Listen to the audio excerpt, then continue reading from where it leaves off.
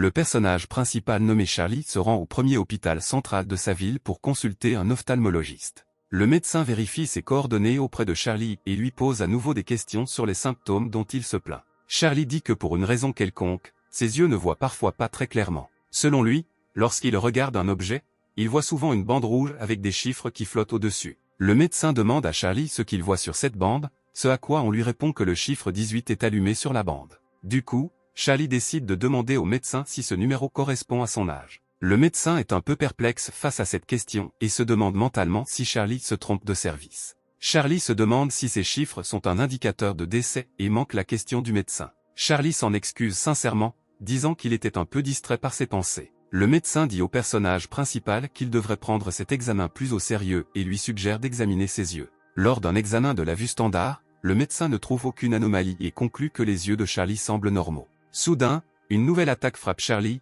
et ses yeux se couvrent d'un voile rouge. Il marche dans le couloir et remarque que chaque personne a une bande au-dessus de la tête, reflétant sa force vitale. Charlie est heureux de pouvoir tout voir maintenant assez clairement et rentre chez lui. Charlie quitte le First General Hospital et passe une publicité pour l'unité Nightwatch. Cette publicité prétend qu'au cours de la 99e année du cataclysme, un lieu sûr a finalement été créé, tandis que d'autres continuent de se retirer. Charlie ne prête pas beaucoup d'attention à la publicité et rentre chez lui à pied quand soudain ses lacets se défont. Alors qu'il se penche pour les attacher, il se rend soudain compte que son environnement a changé. En levant les yeux, Charlie voit sa ville devant lui, seulement déformée et enveloppée d'ombres sombres. Soudain, une femme se précipite devant lui, apparemment sans même remarquer sa présence. Elle et plusieurs autres combattants attaquent des créatures d'un autre monde qui vivent dans ce monde. Charlie regarde la bataille et note que les choses ici ne semblent pas si bonnes pour les gens. Devant ses yeux apparaît une créature inconnue, en forme de soleil, aux signes vitaux exorbitants. Cependant, de grosses et lumineuses gouttes célestes commencent soudainement à voler du ciel. Des gouttes tombent sur le front du personnage principal, l'éclairant d'une légère lueur. Une fraction de seconde plus tard, Charlie reprend ses esprits et un passage pour piétons dans sa ville. Charlie rappelle qu'au cours de la 99e année du cataclysme, le seul soutien fiable pour l'humanité restait l'armée de garde de nuit. Cependant, le personnage principal est tourmenté par la question de savoir si sa ville est vraiment sûre ou si tout cela n'est qu'un mensonge élaboré. Un commerçant s'approche de Charlie et lui propose d'acheter des médicaments, lui assurant que la qualité est la même que celle officielle. Charlie est surpris que le dealer vende de la drogue à quelqu'un alors que la ville est pleine de monstres. Après quelques minutes d'échange animé, Charlie achète une bouteille d'huile divine et monte dans le bus. Charlie regarde par la fenêtre, se demandant s'il a pris tout ce qui vient de se passer trop au sérieux. L'annonceur du bus annonce que le transport est arrivé dans la rue sud, demandant aux passagers de se préparer à partir. Soudain, les ombres s'épaississent à nouveau autour de Charlie, et il retourne dans le monde sombre dans lequel il se trouvait il y a quelques dizaines de minutes. Charlie secoue la tête et regarde à nouveau autour de lui, retombant dans son monde. Charlie est surpris que ces étranges visions lui rendent visite en si peu de temps. Il décide qu'en arrivant chez lui, il devra bien regarder autour de lui et rentre chez lui. En arrivant chez lui, Charlie décide de prendre une douche, après quoi il se sèche avec une serviette et se tourne vers le miroir. Charlie remarque qu'il y a un motif étrange sur sa poitrine qui lui semble familier. Charlie se souvient qu'il cherchait récemment sa bande dessinée dans la bibliothèque, la nuit, qu'il y avait laissée plus tôt. En raison de sa maladresse, Charlie laisse tomber un livre avec un dessin étrange sur sa tête. À partir de ses souvenirs, le motif dans sa poitrine prend vie et commence à vibrer d'énergie. Charlie tombe au sol, agrippant sa poitrine, qui commence à brûler de plus en plus. En prenant la douche dans ses mains et en versant de l'eau chaude sur la zone du motif, il parvient à soulager les démangeaisons et la douleur, et il se calme. Charlie se regarde dans le miroir et remarque que sa barre de vie est désormais au maximum. Le personnage principal est distrait de sa joie par des sons étranges derrière lui, que son ombre se tordant commence à émettre. Soudain, l'ombre disparaît et Charlie commence à la chercher, paniqué, ne comprenant pas ce qui se passe. Soudain, l'ombre revient sur Charlie, et il se calme, disant qu'à cause de toutes les choses étranges, de tels événements ne sont plus si surprenants. Après s'être assuré que tout est en ordre, Charlie s'avoue très fatigué et sort du bain. En ouvrant la porte de la chambre, Charlie se retrouve nez à nez avec une silhouette noire lui ressemblant. Après avoir regardé la mystérieuse créature, Charlie dit que maintenant des miracles ont définitivement commencé à se produire dans sa vie. Le motif sur la poitrine de Charlie recommence à lui faire mal, et il l'attrape, essayant de mettre de l'ordre dans ses pensées. Charlie est heureux que son ombre n'ait pas disparu, mais le fait qu'elle soit désormais vivante le déroute quelque peu. Après un certain temps, Charlie, déjà vêtu de ses vêtements de maison, ordonne à l'ombre de lever la main, ce qu'elle fait silencieusement. Après avoir essayé quelques commandes simples, Charlie demande à l'ombre d'exécuter une sorte de danse, qui réussit également sans le moindre problème. Charlie se gratte la tête et essaie de comprendre d'où vient cette ombre. Cependant, ses pensées sont interrompues par une lumière s'échappant soudainement de sa poitrine, qui se dirige vers le centre de la pièce. Wisp montre à Charlie les données et les caractéristiques de son ombre, lui offrant ainsi la possibilité d'améliorer ses compétences. La lumière donne également au personnage principal des informations selon lesquelles son ombre n'existe que grâce à Charlie, à tous ses souvenirs et sa force, et peut également effectuer des tâches simples, mais n'a pas de conscience. Charlie décide de toucher l'ombre et sa main la traverse, après quoi il se rend compte que le manque de conscience prive l'ombre de la capacité de parler. Charlie décide de vérifier à quel point lui et l'ombre ont des souvenirs similaires et décide de se plonger dans ses cahiers. Le personnage principal sort une feuille de papier sur laquelle figure un devoir de mathématiques. Il étend son stylo vers l'ombre et lui dit de résoudre ses équations. Shadow le prend facilement dans ses mains et s'assoit à table, commençant à résoudre le problème. Peu de temps après, l'ombre écrit sur la feuille que l'équation a été résolue, sans rien écrire d'autre. Charlie jure contre l'ombre, disant qu'elle contient tous ses souvenirs, ajoutant qu'il aurait décidé lui-même en 2 minutes. Il décide de confier une autre tâche à l'ombre et demande à l'ombre de dessiner un cheval au lieu d'équation. L'ombre se met immédiatement au travail, attirant l'animal avec une rapidité incroyable. Pendant que l'ombre est en train de dessiner un cheval, Charlie décide de s'intéresser aux autres capacités de l'ombre. Parmi les compétences, il trouve la compétence Shadow Beat, qui lui permet d'absorber les ombres, se renforçant ainsi que son ombre. Après avoir regardé autour de lui, Charlie décide d'aller dans un coin de sa chambre et d'essayer de toucher l'ombre. Malgré tous les efforts mentaux et physiques déployés par Charlie, rien ne s'est produit. Après quelques tentatives, Charlie décide de revenir à l'écran et lit la description de la compétence de pupille de l'ombre, grâce à laquelle le porteur peut voir le côté obscur du monde. Charlie soupçonne que cela fait référence aux étranges visions qui lui sont venues à l'esprit. Le personnage principal dit à son ombre d'arrêter de dessiner et de faire quelques pompes. L'ombre se lève de la chaise et, au lieu de suivre l'ordre, commence à se fondre lentement avec le sol. Malgré les cris incompréhensibles de Charlie, son ombre s'enfonce de plus en plus profondément jusqu'à finalement disparaître sans laisser de traces. Charlie regarde autour de lui, choqué, essayant de comprendre où est passée son ombre. Il continue de tourner la tête, exigeant que l'ombre apparaisse immédiatement. Après un certain temps, un entonnoir d'ombre se matérialise dans l'air derrière lui. Son ombre en sort, comme si elle sortait d'un portail, l'air très contente d'elle-même. Charlie, cependant, n'est pas très impressionné par cette apparition spectaculaire et lui demande pourquoi elle vient de s'enfuir. Shadow prend un bloc-notes et un stylo et écrit comment elle était du côté obscur. Quand Charlie demande ce qu'elle faisait là, l'ombre écrit qu'elle faisait des pompes. Charlie suggère que l'entraînement à l'ombre fonctionne mieux du côté obscur et lui demande de continuer. L'ombre hoche silencieusement la tête et disparaît à nouveau dans le sol, laissant Charlie seul dans la pièce. Charlie range ses cahiers, récupère le stylet de sa tablette graphique et décide de se mettre au travail. Cependant, au bout d'un moment, une fatigue intense oblige le personnage principal à s'endormir. Un cri provenant de la porte d'entrée réveille le personnage principal d'un court sommeil et il se dirige vers l'entrée pour ouvrir la porte à son invité. Son invité s'avère être son amie d'enfance bien-aimée nommée Carol. Carol se glisse dans l'appartement et Charlie lui demande pourquoi elle est venue si tôt. Carol demande à Charlie ce qu'il a fait hier, ajoutant qu'elle ne l'a pas vraiment compris d'après les messages sur son téléphone. Soudain, le bruit assourdissant d'une porte qui se ferme surprend Carol, et elle sursaute violemment. Carol crie après Charlie, lui disant qu'il aurait pu simplement lui dire qu'il ne voulait pas parler au lieu de claquer la porte si fort. Cependant, si Carol était effrayée par un son aussi fort, Charlie était incroyablement surpris de la puissance dont il disposait soudainement. Carol examine Charlie et lui demande timidement s'il est excité. Cependant, elle conclut rapidement que Charlie préfère mourir plutôt que de s'entraîner. En se rapprochant, elle demande au personnage principal ce qu'il s'est fait. Charlie dit qu'il n'a fait que quelques exercices, devinant mentalement que les résultats de l'entraînement en ombre se reflètent sur lui. Carol, insatisfaite des réponses de Charlie, soulève son t-shirt et examine ses abdos. Carol traite Charlie de menteur, disant que c'est tellement bon d'avoir des abdominaux avec seulement quelques exercices. Elle rapporte qu'elle a vu son père faire des affaires et dit qu'il n'est pas trop tard pour s'arrêter. Charlie repousse Carol en disant qu'il ne fait rien de tel. Carol attrape soudainement la main de Charlie et la tire derrière son dos, ignorant ses protestations.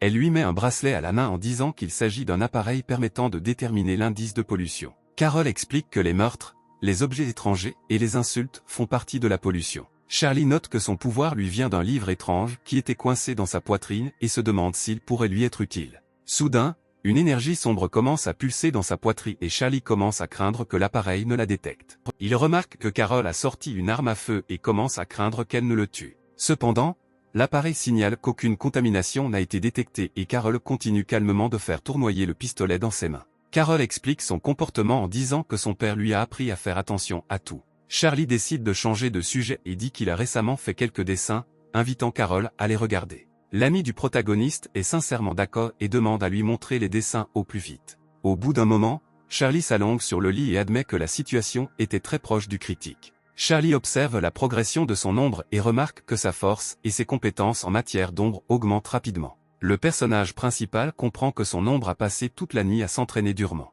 Charlie décide d'invoquer l'ombre pour la remercier de son travail acharné, grâce auquel il est devenu beaucoup plus fort. Charlie ajoute que pour progresser davantage, vous pouvez augmenter la difficulté, ce à quoi l'ombre répond avec un consentement tacite. L'ombre commence à s'entraîner dur, effectuant des exercices impossibles en termes de difficulté. Charlie décide de ne pas s'arrêter là et se lance de plus en plus de nouveaux défis. Carol arrive à la porte de la chambre de Charlie et entend son discours de motivation. En supposant que Charlie se parle tout seul pendant l'entraînement, elle se dit mentalement qu'elle s'inquiétait pour lui pour rien. Charlie marche dans la rue le lendemain, constatant qu'il continue de devenir plus fort sans ressentir aucune douleur. Le lendemain, Charlie a donné à l'ombre beaucoup plus de résultats, et les résultats ne se sont pas fait attendre. Ce jour-là, l'oncle Lee, resté sans bras lors d'une de ses opérations militaires, est venu lui rendre visite. Charlie espère que grâce à un entraînement intensif, il pourra devenir aussi fort que tous ses oncles. Après plusieurs jours de procrastination, Charlie décide finalement de s'entraîner et fait 10 pompes. Après l'entraînement, le personnage principal décide de vérifier les statistiques de l'ombre et constate que la progression a considérablement ralenti. Sur la base des progrès actuels, il sera extrêmement difficile d'obtenir le nombre de points requis pour l'évolution. Charlie suggère que pour améliorer ses progrès, il devra peut-être se déplacer dans le monde des ténèbres et plonger dans les ténèbres. Quelques secondes plus tard, Charlie se matérialise dans sa propre chambre, enveloppé d'une aura sombre. Une fois dehors, Charlie décide de se promener dans le monde sombre, essayant d'éclairer la situation. Charlie note que l'on ne peut accéder au côté obscur qu'en quittant le monde réel. En parcourant un espace sombre, Charlie analyse son environnement et arrive à la conclusion que le monde sombre ressemble beaucoup au monde réel. Charlie perd sa vigilance et ne remarque pas que les sombres murmures autour de lui s'épaississent de plus en plus, se transformant en quelque chose de sinistre.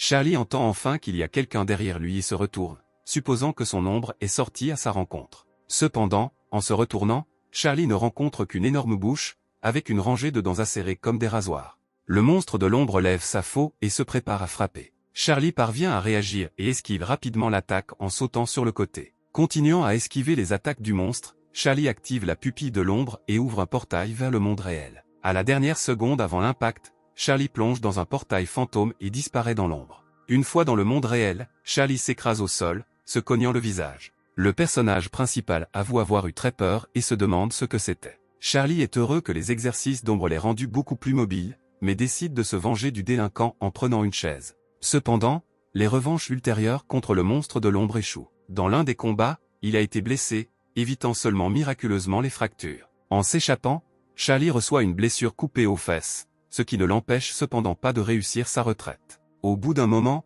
Carol vient vers lui et l'aide à reprendre des forces en soignant ses blessures. Charlie déclare que les cicatrices ornent un homme, ce à quoi Carol demande sarcastiquement si les cicatrices sur les fesses sont une décoration. Carol soutient que si Charlie souffre maintenant, cela signifie que son corps deviendra bientôt plus fort. Charlie demande à Carol quels sont ses projets pour le reste du mois. Carol ne comprend pas ce que Charlie veut dire le mois dernier et lui demande ce qu'il veut dire.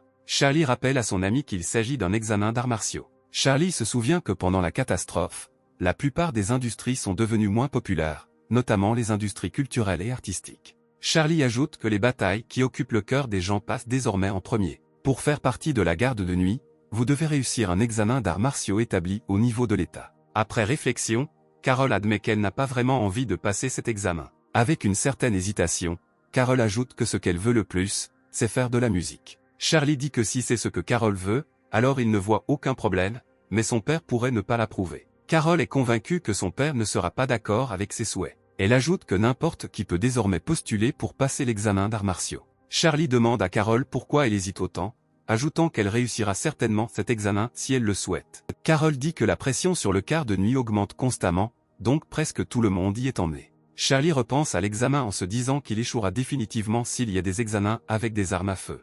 Un autre facteur effrayant pour Charlie est la possibilité d'aller dans une sorte de camp correctionnel s'il échoue. Charlie demande à Carol s'il peut utiliser son détecteur, ce à quoi Carol lui demande avec surprise les raisons pour lesquelles Charlie aurait besoin d'une telle chose. Carol ajoute que son détecteur n'est nécessaire que pour détecter les autres, et dans le cas de Charlie, il vaudrait mieux qu'il s'enfuit, appelle la surveillance de nuit et attende les secours. Carole se demande si l'intérêt de Charlie est lié à son éventuel projet de passer un examen d'arts martiaux. Ayant reçu une réponse affirmative, Carole court rapidement vers Charlie et lui pose des questions sur le sérieux de ses intentions. Ce à quoi Charlie répond avec inquiétude qu'il envisage également de créer plusieurs bandes dessinées sur les différents et les spéciaux. En laissant échapper au hasard la première chose qui lui passe par la tête, Charlie éveille le vif intérêt de Carole pour les bandes dessinées, alors elle commence à le presser d'obtenir des détails. Charlie dit que son idée originale était de créer une histoire sur un gars maigre nommé Abin qui était constamment victime d'intimidation sur le campus, mais il n'avait pas de rancune et avait un bon cœur. Abin a une volonté incroyable et est transformé au-delà de toute reconnaissance après avoir reçu l'injection de super soldats. Les unités de Nightwatch n'avaient pas prévu de l'envoyer sur le champ de bataille, mais l'envoyaient à divers événements afin qu'il puisse rencontrer des gens de la haute société. Charlie termine l'histoire au moment le plus intéressant, en disant que tout cela s'est produit jusqu'à ce que les puissants envahissent la ville. Après un certain temps, Carole amène Charlie chez elle et lui demande de s'installer. Carole demande à Charlie de rester ici pendant qu'elle se rend dans la chambre de son père. Charlie découvre un manga romantique sur l'amour fraternel sur le lit de Carole et lui demande si elle aime le genre. Carole est gênée et arrache rapidement le manga des mains de Charlie, trouvant maladroitement une excuse en disant que c'est le livre de son ami, qu'elle n'a pas lu. Carole ordonne à Charlie de rester assis et de ne pas toucher à ses affaires, puis quitte la pièce. Charlie sourit, assis sur la chaise et réfléchit mentalement au fait que Carole est restée la même et n'a jamais appris à se défendre. Il tourne son attention vers la guitare, notant que Carole aime la musique depuis son enfance, se souvenant de la façon dont elle le harcelait.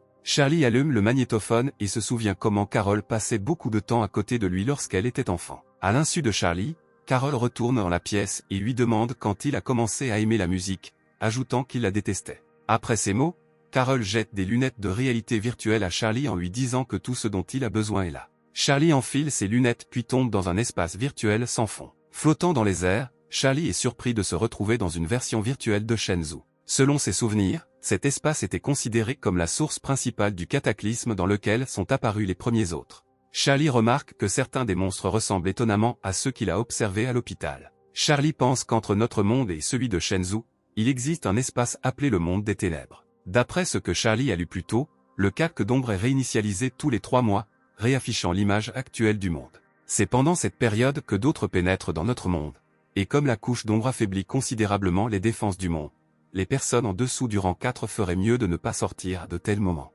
Dans la couche d'ombre également, il existe de nombreux types de pollution différents, avec lesquels un contact prolongé augmente le risque de devenir différent. Emporté par ses recherches, Charlie ne remarque pas comment un autre immense apparaît derrière lui. Cependant, heureusement pour lui, un puissant faisceau de lumière tombe sur le monstre, le dissolvant en une seconde. Charlie remarque que son sauveur était une créature humanoïde, qu'il reconnaît facilement comme étant le spécial. Charlie note que les spéciaux ont l'air incroyablement cool, dans l'espoir qu'un jour ils soient les mêmes. En réfléchissant, Charlie comprend que le spécial est quelqu'un d'autre avec le corps d'une personne qui contrôle son pouvoir, mais à cause de cela, il meurt.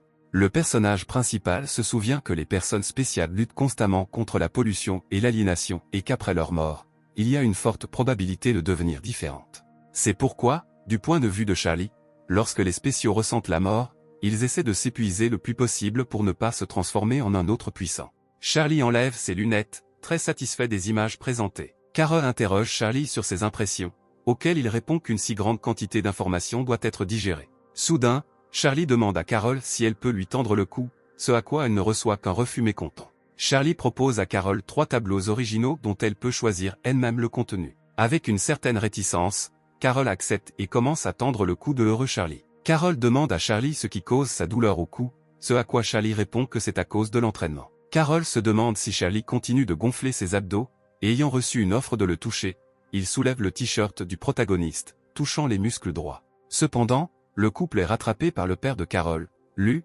arrivé inaperçu. Au bout d'un moment, les héros dînent en silence dans la cuisine, n'osant pas entamer une conversation. Charlie remarque qu'oncle Lou le regarde avec une envie non dissimulée de le battre. Carole décide d'être la première à briser le lourd silence, en disant à son père qu'il s'est trompé. Oncle Lou demande à Carole ce qu'il n'a pas compris, ajoutant qu'il est peu probable que ses yeux le trompent. Ne trouvant rien à répondre, Carole frappe Charlie, lui exigeant au moins quelques mots sensés. Faisant une grimace sérieuse, Charlie dit qu'il boira 3 verres en guise de punition. En supposant que Charlie a quelque chose à punir, oncle Lou se précipite sur Charlie, demandant à sa fille où se trouve son couteau. Charlie se souvient que Carole et lui étaient amis d'enfance, même si leurs personnalités sont complètement différentes. Même s'il était un garçon tyrannique, Carol a toujours été une fille diligente. Charlie suggère que la raison pour laquelle Carol continuait à traîner avec lui était parce qu'il la protégeait autrefois des intimidateurs. Selon Charlie, elle l'a accompagné dans toutes ses aventures, se lançant dans diverses aventures. Cependant, Oncle Lou n'a jamais permis à Carol de se rapprocher trop de Charlie, se méfiant constamment de lui.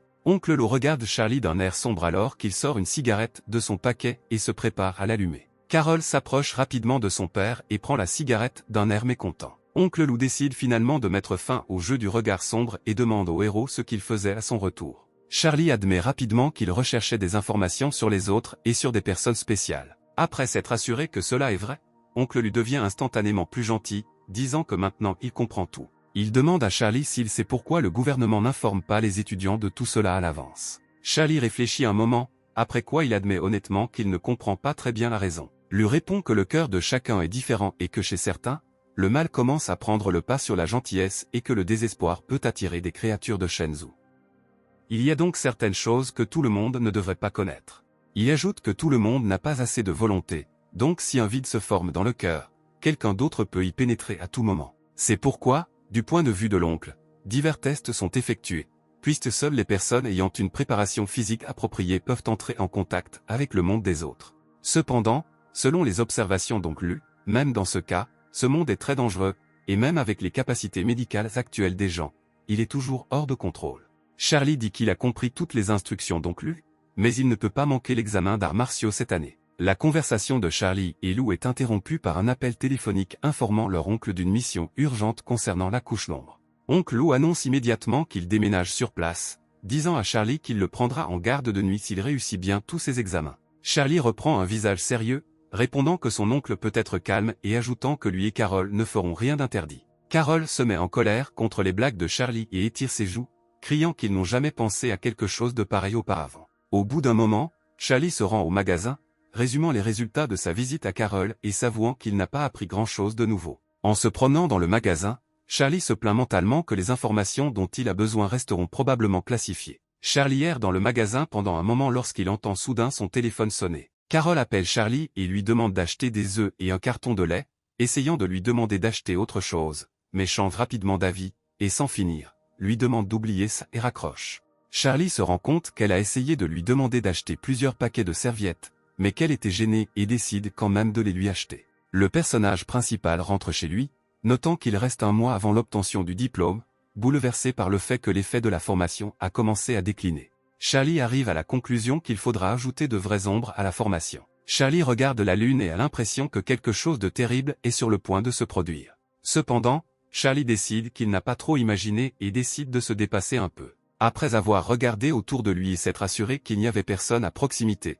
Charlie ouvre un portail vers le monde des ombres. Une fois à l'intérieur, Charlie entend immédiatement des sons étranges et remarque une bande de vie qui approche au loin. Un homme très blessé apparaît devant lui et s'approche lentement de lui. Charlie reconnaît l'homme épuisé comme un voisin de l'immeuble et lui demande pourquoi il est là. Le voisin ne donne aucune réponse et tombe silencieusement au sol, perdant complètement ses forces. Cependant, derrière lui, Charlie remarque une créature étrange et douloureusement familière. En y regardant de plus près, Charlie reconnaît la créature comme étant le monstre de l'ombre avec lequel il s'est battu il y a quelques jours. Charlie serre les poings et décide qu'il est temps d'en finir une fois pour toutes. Il y a quelques dizaines de minutes, le soldat a rendu sa garde, s'avouant qu'il était terriblement fatigué. Ses plaintes concernant sa vie sont interrompues par un appel à l'aide venant d'une passerelle voisine. En courant au cri, le soldat découvre deux petits enfants qui sont aspirés dans un entonnoir d'ombre. Le soldat tombe brièvement dans la stupeur, ne croyant pas que quelqu'un d'autre entraîne si ouvertement les gens dans le monde obscur. Les enfants continuent d'être entraînés de plus en plus profondément et crient désespérément à l'aide. Le soldat reprend rapidement ses esprits et saute vers les enfants en criant qu'il va les aider. Le soldat parvient à attraper les enfants par les mains, mais le portail l'aspire avec eux. Ils se retrouvent dans une version sombre de la ruelle et les enfants se mettent à pleurer de peur, à la recherche de leur mère. Le soldat devient désespéré, affirmant qu'il n'a pas d'âme et que ses compétences au combat sont très faibles. Cependant, son monologue est interrompu par un coup d'ombre qui se dirige vers lui et les enfants à grande vitesse. Se rassemblant rapidement, le soldat tente avec succès de repousser l'attaque. Le soldat constate que la brèche a disparu, ce qui signifie qu'il ne pourra pas revenir en arrière. Il se dit mentalement qu'il pourrait y en avoir d'autres partout qui attaqueraient à tout moment. Cependant, le facteur le plus terrible à son avis est qu'il y a ici des enfants sans défense. Le soldat comprend que tout ce qu'il peut faire, c'est envoyer un signal de détresse et attendre les secours. Il donne son appareil aux enfants, leur demandant de ne pas pleurer et ajoutant que l'appareil contribuera à lutter contre la pollution locale. Les enfants essuient leurs larmes et lui demandent s'il peut les ramener à la maison en les appelant frères. Le soldat répond qu'il va les faire sortir d'ici, mais qu'ils doivent rester près de lui. Soudain, un monstre de l'ombre caché en embuscade attaque les héros au coin de la rue. Le soldat se souvient qu'à l'âge de 18 ans, il a réussi l'examen d'arts martiaux et est entré au département d'arts martiaux de l'université. Selon lui, il a travaillé dur dès le début et a remporté la première place à l'examen de combat extraterrestre. Cependant, cela s'est avéré insuffisant, car dans l'autre monde, la diligence était loin d'être la première place. Le soldat refusait de croire au destin, mais malgré tous ses efforts, il ne parvenait toujours pas à dépasser ses limites. En fin de compte, il lui suffisait de passer de la faculté aux sciences humaines, devenant ainsi un employé civil ordinaire. De retour au présent, le soldat analyse l'ombre, concluant qu'elle a une forme à moitié humaine et la considère comme étant de niveau moyen. L'ombre se précipite pour attaquer, mais le soldat parvient à l'esquiver et à la frapper immédiatement sur le côté. Après avoir porté plusieurs coups réussis au soldat, il se réjouit, affirmant que le sentiment auparavant familier est enfin revenu. Cependant, à cause de cela, il perd sa vigilance et l'ombre parvient à l'attraper, le poussant avec force contre le mur. Le soldat jure que son corps était plus lent que son esprit et note qu'il devrait être plus calculateur. L'ombre continue de presser le soldat, lui délivrant des dizaines de coups, qu'il esquive de justesse. Le soldat se rend compte qu'il ne pourra pas courir éternellement, alors il décide de prendre un risque. Le soldat vole dans les airs et utilise le pouvoir de l'ombre, aveuglant le monstre. Cependant, très vite cette force commence à lui nuire, polluant peu à peu son âme. Il comprend qu'en raison de ses faibles qualifications, il ne pourra pas utiliser les pouvoirs de l'ombre plusieurs fois, mais il n'a pas beaucoup de choix. Le monstre de l'ombre se précipite rapidement et porte un coup précis sur la poitrine du soldat. Le soldat recule et se relève rapidement, surpris de la rapidité avec laquelle le monstre s'est adapté à son style de combat. Il note que n'importe quel étudiant du département de combat de l'académie pourrait y faire face, mais pour lui, c'est une grande difficulté. Cependant, du point de vue du soldat, il n'a pas le droit de battre en retraite, il doit donc attendre que d'autres passent. L'une des attaques du monstre de l'ombre parvient à frapper à nouveau le soldat, lui transperçant l'épaule. Sans perdre une seconde, le monstre de l'ombre jette immédiatement le soldat au sol pour l'achever. À cause de graves blessures, les yeux du jeune combattant s'assombrissent et il se demande s'il est en train de mourir. Il se souvient qu'à l'âge de 15 ans, sa famille a été tuée par d'autres, alors à 18 ans, il a décidé de passer un test d'arts martiaux. Le monstre de l'ombre remarque que le soldat ne bouge pas et prépare une puissante attaque finale. Rassemblant toute sa volonté dans un point, le soldat comprend qu'avant de mourir, il doit faire de son mieux, s'imprégnant du pouvoir de l'ombre. Il esquive facilement les nombreuses frappes de l'ombre alors qu'il vole dans les airs. Profitant de la petite fenêtre d'opportunité, le soldat donne un coup de pied précis à la tête de la créature, l'étourdissant. Alors que le monstre est brièvement immobilisé, le soldat commence à déclencher une pluie d'attaques d'ombre sur le corps de la créature. Cependant, chaque coup consomme de plus en plus de force du soldat, c'est pourquoi il commence à s'affaiblir lentement. N'ayant pas le temps d'achever le monstre, le soldat se fige sur place sans force, tenant son poing lourd en l'air. L'ombre contre-attaque, faisant tomber le soldat et l'envoyant voler. Le soldat tombe à terre, admettant qu'il ne voit rien et déplorant que ses compétences n'étaient pas suffisantes. Le soldat est en train de résumer sa vie lorsqu'il entend soudain des bruits non loin de lui. La source des sons est Charlie, qui demande à haute voix ce qui se passe ici. Le soldat essaie de comprendre qui se tient devant lui, tournant les options dans sa tête, mais ne reconnaît pas Charlie comme membre de la garde de nuit. Charlie s'approche du soldat et lui dit de se reposer et de compter sur lui. Le soldat se souvient que la sortie du côté obscur est étroitement contrôlée, de sorte qu'une personne aléatoire ne peut pas arriver ici. Cependant, les pensées du soldat sont interrompues par un monstre de l'ombre, qui lance une attaque rapide au poing, projetant Charlie au loin. Il tombe dans un choc incroyable, réalisant que Charlie est un incroyablement faible. Ne voulant pas embêter Charlie, le monstre de l'ombre décide d'achever le soldat, balançant ses bras pour une attaque rapide. Heureusement, le monstre n'a pas le temps de frapper car Charlie le gifle violemment, interrompant l'attaque. Charlie regarde le monstre avec mépris, lui disant de le combattre. Le monstre se retourne contre Charlie et lance une série d'attaques rapides, que Charlie réussit à éviter. Saisissant l'instant, il donne un coup puissant avec la bouteille, la brisant et en formant une rose. Le monstre de l'ombre attaque à nouveau Charlie, mais il esquive et se déplace rapidement derrière lui. Charlie pique le point faible du monstre avec le verre pointu, le faisant se tordre de douleur. Enragé, le monstre commence à attaquer furieusement Charlie, mais il esquive facilement chacun d'eux. Charlie frappe encore plusieurs fois avec la bouteille cassée,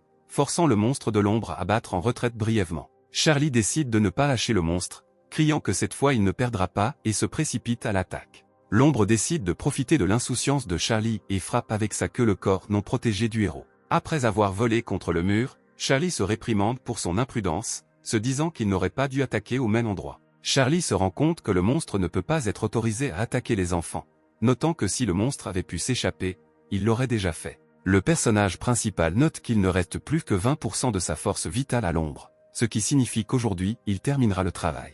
Le soldat dit à Charlie que le monstre a une blessure grave à la côte droite et lui recommande d'attaquer là-bas. Prenant à cœur les informations nécessaires, Charlie se jette sur le monstre de l'ombre avec une série de fentes. Charlie commence à distraire le monstre en se déplaçant rapidement, après un certain nombre de tentatives pour trouver une fenêtre appropriée pour une attaque. Frapper le point faible enlève 2% de la santé de l'ombre et elle crie fort. L'ombre repart et Charlie suppose qu'elle va s'enfuir. Cependant, l'ombre vole par saccades vers les petits-enfants afin de les dévorer et d'obtenir leur sang pour se restaurer. Après les avoir atteints, l'ombre ouvre son immense bouche, dans laquelle se trouve une sorte de caillot noir qui ressemble à une langue. Un petit garçon embrasse sa petite amie et regarde avec horreur dans ses yeux une rangée de dents pointues. Charlie essaie de contrecarrer les intentions du monstre, réalisant qu'il n'aura pas le temps de l'atteindre, alors il se charge d'énergie, se préparant à le lancer. Une canette de soda lancée à grande vitesse sur un monstre s'écrase sur la tête du monstre, mais il n'y prête pas attention. Cependant, au tout dernier moment, le soldat rassemble ses forces restantes et donne un puissant coup de pied au corps du monstre. À la suite d'un tel coup,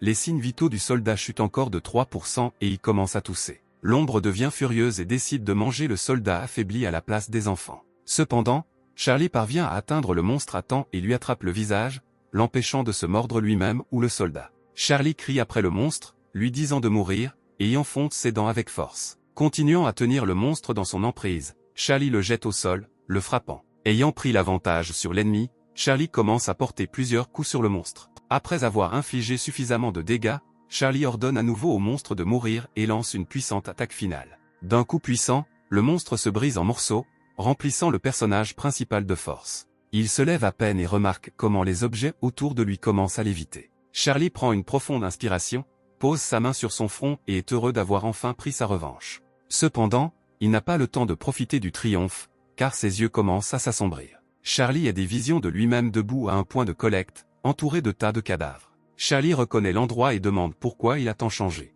Soudain, des dizaines de monstres de l'ombre se matérialisent autour de Charles. Sans laisser au personnage principal le temps de reprendre ses esprits, les monstres l'attaquent et le déchirent. Charlie se réveille, ouvrant à peine les yeux et voyant un soldat devant lui, qui lui demande s'il va bien. S'éclaircissant la gorge de la poussière retombée, Charlie dit qu'il va bien. Le personnage principal se retourne sur la tête d'un autre, constatant qu'après avoir tué le monstre, ses souvenirs sont coupés. Il met son doigt sur la tête et utilise la compétence de pupille de l'ombre pour absorber l'essence du monstre. Le soldat demande à Charlie s'il l'écoute, ce à quoi il répond qu'il l'entend. Charlie constate mentalement que le soldat est dans un état grave et qu'il a perdu beaucoup de sang. Le soldat invite Charlie à s'asseoir à côté de lui contre le mur, et ils s'assoient tous les deux pour se reposer. Le soldat regarde brièvement Charlie et lui demande s'il fait partie de la garde de nuit. Le personnage principal est mentalement surpris que le soldat ne l'ait pas reconnu malgré le fait qu'ils vivent dans la même maison. En supposant que le soldat a du mal à voir, Charlie admet qu'il ne fait pas partie de la garde de nuit. Le soldat rit et dit qu'il n'y croit pas,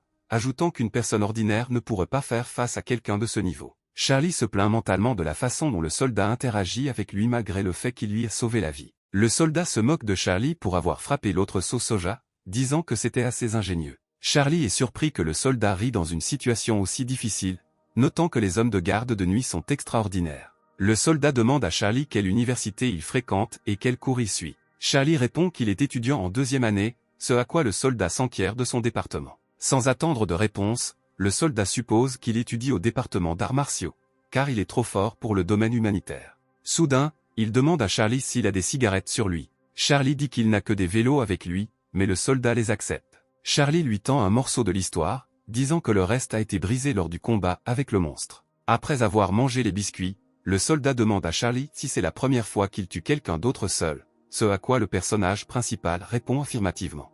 Le combattant blessé admet qu'il a toujours admiré le département des arts martiaux et partage son sentiment selon lequel ses qualifications sont bien inférieures.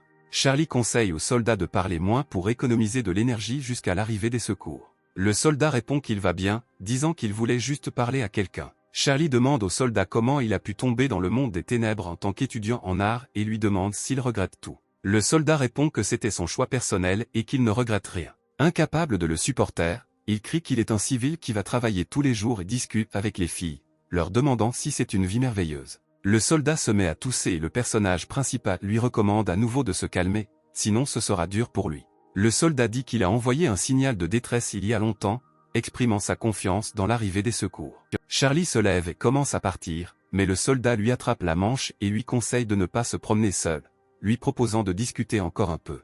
Charlie s'assoit à contre-séhure et écoute diverses histoires de la vie du soldat sur ce qu'il était. À la fin, il demande à Charlie d'apporter quelque chose au directeur ou de la spécialité technologie extraordinaire. Charlie dit que le soldat pourra venir lui-même et tout raconter à tout le monde. Le soldat dit que pendant longtemps il portait tout en lui et cherchait quelqu'un avec qui discuter. Le soldat demande à Charlie s'il a encore des baguettes et en demande quelques-unes. Charlie note que le soldat les aimait bien, souriant légèrement. Le soldat tourne la tête vers les bruits latéraux et dit que le quart de nuit semble être arrivé. Charlie dit que maintenant il va enfin obtenir de l'aide et commence à se préparer à partir dans sa propre direction. Le soldat demande à Charlie s'il l'accompagnera, ce à quoi il répond qu'il rentrera tout seul. En expirant lourdement, le soldat sourit à Charlie et lui souhaite un bon voyage. Charlie remercie le soldat et s'éloigne vers la maison, après quoi il fait demi-tour. Backup localise le membre de Night's Watch et s'approche pour vérifier les signes vitaux.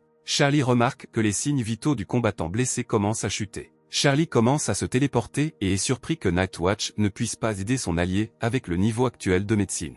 Les combattants décident de saluer en dernier hommage le soldat tombé au combat. Charlie essaie de tendre la main et de courir vers le soldat mourant, mais le cratère l'aspire. Charlie se retrouve à nouveau dans un passage piéton entouré de gens sans méfiance. Charlie se souvient d'un des briefings vidéo de Night's Watch, qui disait qu'ils ne devraient pas abandonner même au seuil de la mort. Selon les règles de la garde de nuit, ils doivent prendre une pilule qui augmentera leur puissance, mais les risques de décès par empoisonnement atteignent 90%. Charlie rentre chez lui dévasté, croyant que le soldat a réellement pris la pilule qu'il a finalement tué. Le personnage principal comprend pourquoi le soldat s'en moquait constamment et voulait en parler. Charlie se dit qu'il se souviendra toujours de lui, même si ce soldat est décédé si doucement et si modestement. Il remarque sa barre de vie dans le miroir, constatant qu'elle est assez haute malgré le fait qu'il peut à peine se tenir debout. Charlie pense qu'entraîner uniquement son corps ne suffit pas, ajoutant que vous devrez également vous concentrer sur la volonté. Les pensées de Charlie sont interrompues par la question de Carol sur les œufs, le faisant laisser tomber la nourriture de peur. Carol confronte Charlie sur le fait qu'il ne répond pas à ses appels et n'est pas à la maison, lui demandant s'il est allé au poulailler pour chercher des œufs. Charlie répond avec une excuse inventée à la hâte pour avoir fait la queue pendant longtemps. Cependant, après avoir réfléchi un instant, il se retourne et demande à Carol où elle a trouvé les clés de son appartement. Carol dit qu'oncle Ellie lui a demandé de prendre soin de lui car il ne cuisine pas et ne commande pas sa propre nourriture. Elle examine Charlie, lui demandant ce qui lui est arrivé, suggérant qu'il s'est battu. Charlie répond maladroitement à Carol, disant qu'elle doit rentrer à la maison, sinon son père se trompera encore. Cependant, Carol ne prête pas attention à ses paroles et attrape ses vêtements, exigeant qu'il se retourne. Carol remarque que les vêtements de Charlie sont gravement déchirés par endroits et lui demande avec enthousiasme et à haute voix où il a été si blessé. Charlie essaie de se libérer, demandant à Carol de le laisser partir, ce à quoi elle exige des réponses. Le personnage principal invente à nouveau une histoire fictive, disant que sur le chemin du retour, il a été attaqué et volé, mais il a rattrapé le délinquant et l'a battu, après quoi il est rentré chez lui. Charlie se vante en disant qu'il a des réflexes incroyables lorsqu'il boxe avec l'air. Remarquant les bleus sur le visage de Charlie, Carol touche ses joues avec sa main, passant doucement ses doigts sur lui. Charlie se fige sur place, laissant Carol l'examiner, admettant qu'elle ne croira jamais à ses conneries. Après une courte pause, Carol demande au personnage principal s'il souffre. Charlie est un peu gêné et dit qu'il va bien et qu'il veut juste dormir. Carol le quitte rapidement et dit qu'il doit tout dire à oncle Lee, car ça ne sert à rien de se battre la nuit. Charlie attrape la main de Carol et dit qu'il se défendait simplement, lui demandant de ne rien dire à son oncle. Charlie tombe théâtralement au sol, disant qu'il est trop faible pour aller plus loin. Carol dit que Charlie doit aller à l'hôpital, où il se dérobe, affirmant qu'il a tout ce dont il a besoin à la maison. Carol demande avec irritation à Charlie s'il s'attend à ce qu'elle lui donne des médicaments, ce à quoi il sourit et lui demande de le soigner. Carol pense toutes les blessures de Charlie sans tendresse inutile, le faisant crier d'irritation. Carol frappe Charlie sur l'épaule et lui demande s'il recommencera, ce à quoi il promet que cela ne se reproduira plus. Carol demande à Charlie de jurer, mais il répond qu'il ne peut pas promettre une telle chose, car le désir de se battre est inhérent à la nature des hommes. Carol commence à frapper Charlie légèrement et il promet qu'il ne se battra plus lui-même. Carol termine le pansement et dit qu'elle part, ce à quoi Charlie l'invitait à rester, ajoutant qu'il a un très grand lit. Carol se tourne vers Charlie et lui tire la langue avant de quitter l'appartement. Resté seul avec lui-même, Charlie se souvient de la demande du soldat d'envoyer un message à Beda. Soudain, Charlie saute du lit, se rappelant qu'il ne connaissait même pas le nom de son allié. Après un certain temps, Charlie décide de rechercher des informations sur l'autre qu'il a récemment détruit. Charlie se demande si la première personne tuée sera entrée par quelqu'un d'autre, ou si elle sera consumée par la morsure de l'ombre avant que le meurtre ne soit enregistré. Charlie remarque qu'en récompense, il a reçu la compétence de frappe sournoise, qui est une attaque cachée depuis l'ombre que l'ennemi ne peut pas voir. Charlie décide d'essayer les compétences qu'il a apprises et se tient au centre de la pièce en prononçant le nom de la compétence. Rien ne se passe et Charlie soupçonne que quelque chose ne va pas avec le système. Charlie y réfléchit et suppose que le problème est qu'il n'y a pas de cible pour l'attaque. Charlie décide de s'explorer et examine ses options, qui révèlent qu'il est un harceleur qui se sent chez lui dans l'ombre. Charlie se demande pourquoi tout est écrit dans un langage aussi alambiqué, se demandant ce qu'il devrait faire s'il est dans la lumière. Le système informe Charlie que son ombre a subi des changements spectaculaires et qu'il peut désormais la contrôler pleinement et fusionner avec elle. Le message système indique que lors d'une formation sous une nouvelle forme, l'effet de la formation sera significatif, ce qui ravira le personnage principal. Charlie est également informé qu'en cas de blessure grave, son volume sanguin sera retardé, ce qui ralentira sa mesure, alors Charlie dit qu'il vaut mieux mourir heureux. Ayant fini d'apprendre les nouvelles fonctionnalités, Charlie décide d'invoquer une ombre pour tout tester en pratique. Quelques secondes plus tard, l'ombre sort du sol et se fige, attendant ses ordres. Charlie décide d'essayer de toucher l'ombre et sort son doigt, se rapprochant lentement. Touchant l'ombre, il commence à fusionner lentement avec elle, observant l'obscurité envelopper sa peau. Ayant complètement fusionné avec l'ombre, Charlie décide de tester les capacités de la nouvelle forme.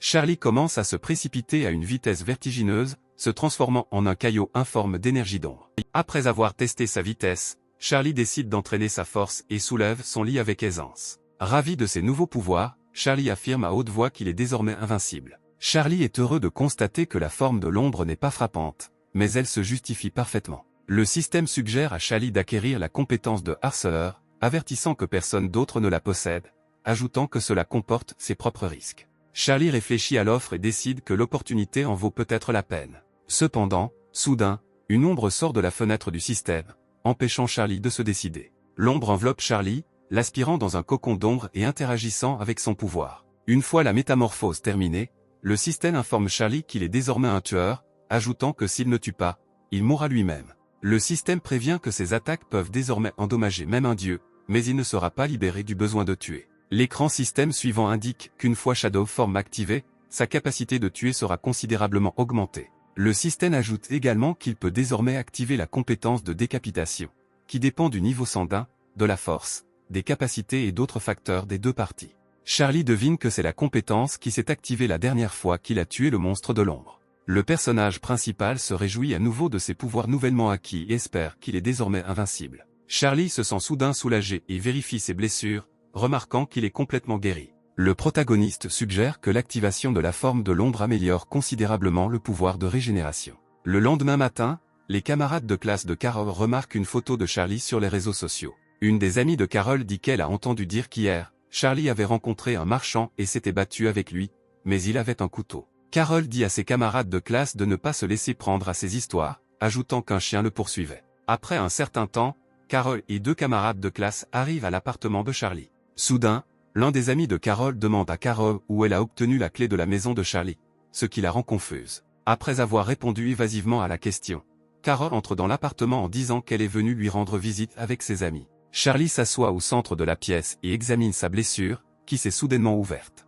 Carol s'approche du personnage principal et lui demande s'il a encore des bandages. Les amis de Carol s'approchent de Charlie et touchent avec enthousiasme ses nouveaux muscles. Carol met vite un terme à cet acte de générosité en disant à ses amis de rentrer dans le salon. Les amis de Carol entendent des cris venant de la pièce et se demandent si Charlie ira bien. Carol soigne la blessure de Charlie en disant qu'elle connaît cette pommade, ajoutant que cela ne fait pas mal du tout. Elle ajoute que la blessure de Charlie doit être très bien soignée, mais que le personnage principal est trop occupé à regarder ses jambes. Carol dit à Charlie qu'il se bat trop, ce à quoi il répond qu'il ira bien. Carol lui demande ce qu'il a fait hier, lui demandant de ne pas inventer de bêtises, mais d'être honnête. Charlie répond qu'il vient de commettre un acte de justice chevaleresque, ce à quoi Carol lui dit qu'il ment définitivement. Charlie demande à Carol à quelle heure oncle Lou est revenu hier, ce à quoi elle répond qu'il n'est pas revenu. Le personnage principal dit qu'il lui semble que les gardes de nuit fonctionnent assez cruellement, ajoutant qu'ils n'ont presque pas de temps libre pour récupérer. Carol ne dit rien et Charlie se rend compte qu'elle est très inquiète pour son père.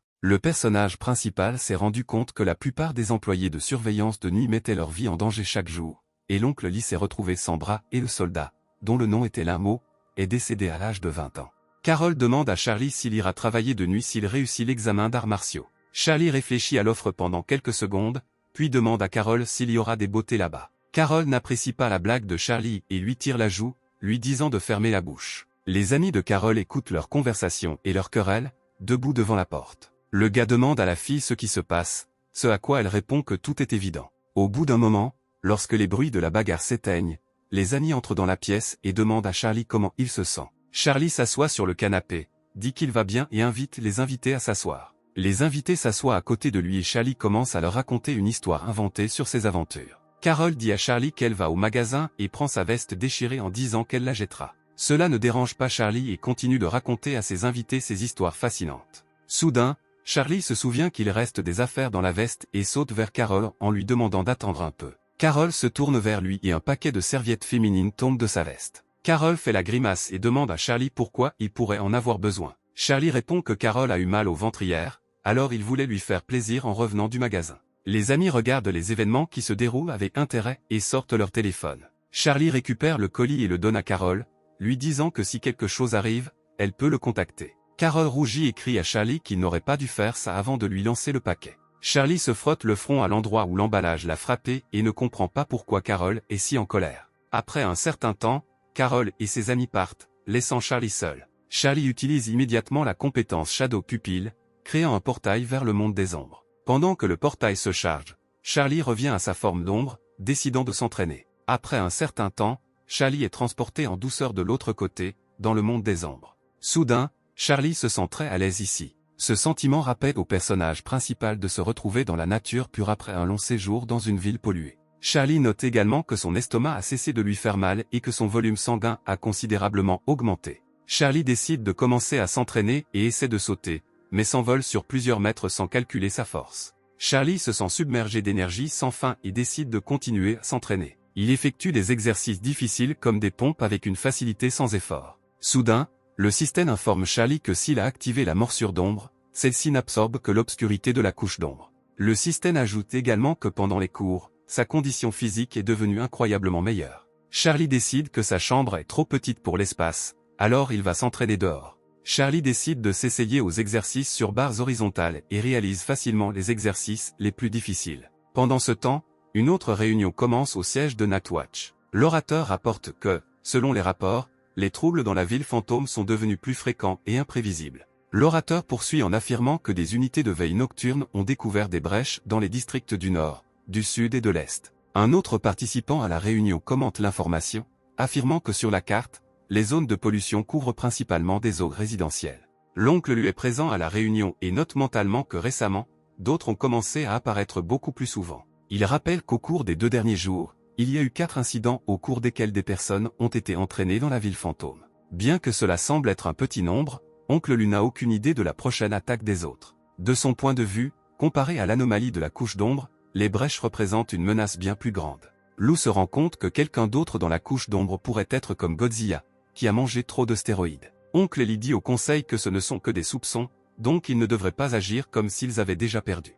Il demande également à toutes les personnes présentes si elles ne sont vraiment pas prêtes au combat. Le conseil et l'oncle Lu ne répondent pas à cette question, et il demande aux autres de continuer. Oncle Lu sort un paquet de cigarettes, en prend une entre ses dents et prend son briquet. Soudain, il se retrouve à tenir des biscuits dans la bouche, que Carol a remplacés par des cigarettes. Oncle Lee décide d'aider son ami et lui lance sa meute, qu'il rattrape facilement. Cependant, Lu n'en prend pas les cigarettes et dit à Oncle Lee qu'il a peur du cancer du poumon. Oncle Lee rit aux paroles de Lu et ne le croit pas vraiment, mais passe rapidement au sujet de quelque chose de plus important. Après un certain temps, Oncle lui demande à Lee s'il s'agit bien d'une information confirmée, ce à quoi il lui demande de vérifier son ordinateur portable. Lui ouvre l'ordinateur et un message apparaît lui indiquant que tous les spéciaux de rang 2 doivent soumettre les demandes d'admission de leurs enfants après avoir réussi l'examen. Lou demande à Lee dans quel département il envisage d'envoyer Charlie. Lee dit qu'il ferait bien mieux de faire de l'artisanat ordinaire plutôt que de se lancer dans les arts martiaux ou les sciences humaines. Lou lui demande ce qui se passera si Charlie réussit l'examen avec brio.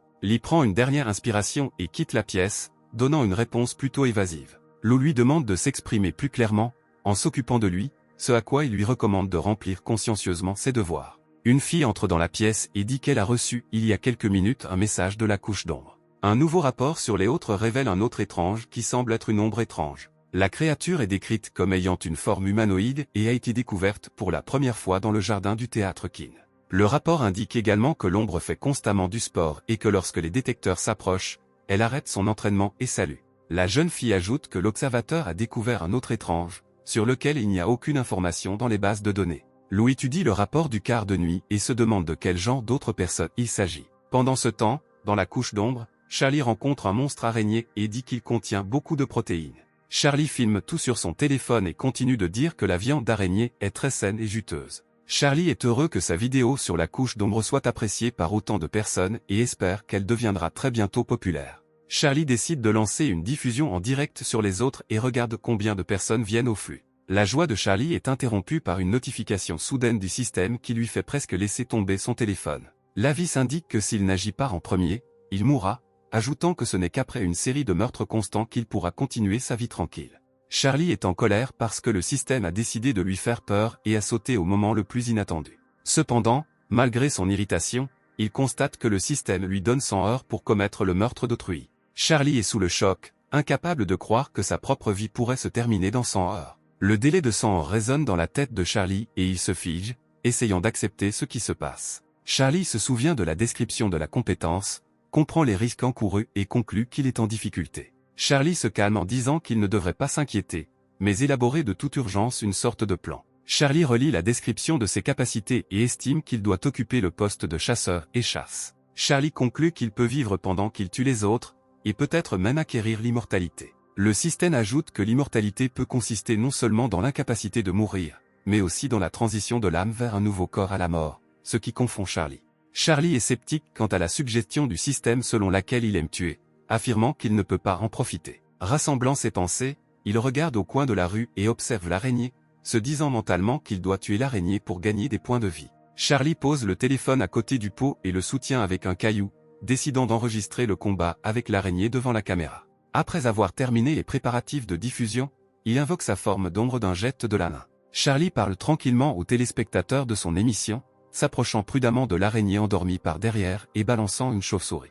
Charlie note qu'il a hâte d'utiliser l'acier pour lequel il a dépensé plusieurs milliers de yuan. Charlie frappe plusieurs fois, provoquant le réveil instantané de l'araignée et son retournement. Charlie se rend compte que sous sa forme d'ombre, il est presque impossible de le remarquer, alors il décide de découvrir les points faibles du monstre. Après avoir contourné l'araignée, il remarque un point de vulnérabilité important au niveau des apicures, et se prépare à frapper. Une demi-heure avant l'apparition de Charlie, l'araignée nichait calmement dans la rue, se réjouissant que l'environnement ici soit très confortable. Selon l'araignée, il n'y a pas d'atmosphère déprimante ici, et elle doit juste faire attention à vivre une vie confortable. Spider note qu'il a récemment dû combattre un tipelet, notant que malgré des blessures mineures, il a reçu un repas complet. Le monstre décide de dormir un peu pour retrouver pleinement ses forces. Soudain, le sens de l'araignée du monstre lui indique que quelqu'un le surveille de près. L'araignée saute et regarde autour d'elle, essayant de comprendre qu'il observe. Ne trouvant personne de ses yeux, l'araignée se dit que cet endroit lui semble donc toujours dangereux, mais qu'elle passera la nuit dans un autre endroit. De manière inattendue pour l'araignée, une douleur intense le transperce au niveau de la piqûre, perçant son corps avec des décharges d'éclairs d'ombre. Charlie se tient derrière le monstre et note qu'il a senti l'ombre s'écouler hors de lui comme une rivière, croyant que s'il trouvait un point faible supplémentaire, il pourrait libérer tout son pouvoir. Charlie essaie de retirer la chauve-souris de la blessure de l'araignée, reconnaissant qu'il ne reste que 40% de sang. Cependant, l'araignée tire rapidement un faisceau d'énergie rouge sur l'arrogant Charlie, le jetant contre le mur. Après avoir enlevé la poussière, Charlie se console avec le fait qu'un tel coup ne lui fait pas mal du tout. L'araignée se retourne de rage et essaie de retrouver le délinquant, et Charlie se rend compte qu'il ne le voit toujours pas, sinon le coup était accidentel. Charlie se lève et décide d'utiliser une attaque fantôme, plongeant sous terre comme dans l'eau. Charlie regarde l'araignée d'en bas, admirant à quel point c'est cool d'attaquer depuis l'ombre. Le personnage principal se dit qu'il n'est pas nécessaire de combattre face à face un autre s'il peut attendre le bon moment pour porter un coup fatal. L'araignée continue de tourner sur elle-même, ce qui provoque des saignements mineurs chez la chauve-souris coincée dedans. Après avoir attendu le bon moment, Charlie décide qu'il est temps de porter le coup final. Pendant ce temps, sur la plateforme de streaming, le téléspectateur décide de regarder différents blogueurs qui parlent de choses très diverses. Derrière le flux sur la façon dont les choses fonctionnent différemment, il y a des flux sur les voyages, les expériences sociales et bien d'autres domaines. Le téléspectateur est une jeune fille aux cheveux blancs qui s'ennuie et qui change de chaîne à la recherche de la bonne. Soudain, la jeune fille tombe sur le stream de Charlie, qui a pris le pseudonyme de You. La jeune fille regarde le flux avec intérêt, terriblement intéressée par le véritable spectacle des batailles avec les autres. Charlie continue de diffuser, disant qu'il combat une araignée, qui est une ancienne espèce de fantôme de rang 1. La jeune fille est fâchée que les téléspectateurs de Yo soient sceptiques à l'égard de ses vidéos, se disant qu'elle ne supporte pas un tel comportement. La jeune fille entre rapidement dans le chat et écrit à Yo ce qu'elle peut faire pour l'aider dans son cas. Soudain, le flux montre Charlie sortant de l'ombre à côté de l'araignée. La jeune fille est surprise par cette tournure, devinant que l'émission est également réalisée par quelqu'un d'autre. Elle pose le téléphone avec contentement et décide de rester en direct, disant que tout devient beaucoup plus intéressant. Charlie saute hors de l'ombre et vole dans les airs au-dessus de l'araignée sans méfiance. Cependant, l'araignée parvient à entendre le sifflement du coup imminent de Charlie et, se retournant, le rencontre avec un coup de piqûre. La piqûre, comme un couteau dans le beurre, perce la surface et provoque une forte fumée provenant de fragments de pierre. Cependant, dès que la fumée se dissipe, l'araignée découvre que personne ne se trouve sur le lieu de l'impact. Quelqu'un pointe le doigt vers l'araignée de l'autre côté, et elle se retourne, essayant de comprendre ce qui se passe. Charlie, quant à lui, continue de se filmer, se moquant du monstre incompréhensible. Charlie continue d'esquiver de plus en plus les attaques de l'araignée, se contentant de le taquiner en retour. La fille admire la vitesse de You, disant qu'il est incroyablement beau et rapide. L'araignée décide de passer à une autre tactique et crache un jet d'acide violet. L'acide forme une petite flaque autour de lui, rendant impossible toute approche non détectée depuis le sol. Charlie demande à l'araignée s'il pense vraiment qu'il ne pourra rien faire si le sol est recouvert d'acide. Charlie grimpe sur un bâtiment près de l'araignée et s'illumine d'un feu bleu,